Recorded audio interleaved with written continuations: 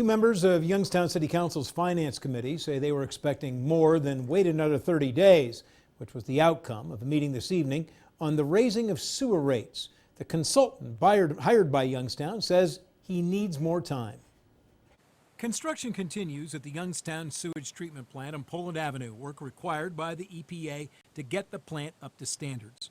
What Youngstown city officials need to figure out soon is where the money is going to come from to pay for the $93 million of work in Phase 1, let alone Phases 2 and 3. So we are in the process of kind of completing the various scenarios. Consultant Michael Abuzarol, hired by the city to help it through its financial problems, is analyzing the finances of the wastewater department out 5 years, deciding if sewer rates should be raised.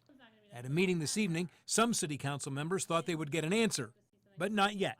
So we're hoping on being done with all of what I indicated and the presentation to city council sometime toward the end of September.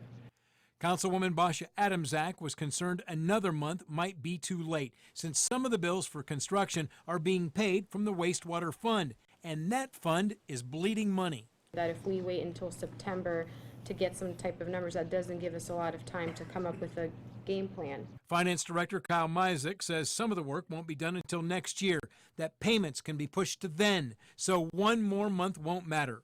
Councilman Mike Ray questioned if the average Youngstown resident could afford an increase in sewer rates.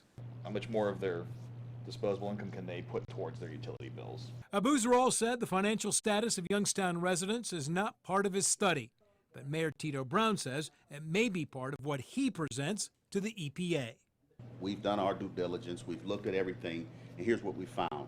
And here's another factor why we can or cannot afford this. The EPA has loaned Youngstown the money for 87% of the $93 million for Phase 1 of the project, but the EPA is waiting to see what Youngstown decides on sewage rates before committing a loan for the remaining 13%. Phases 2 and 3 of the project have not yet been designed.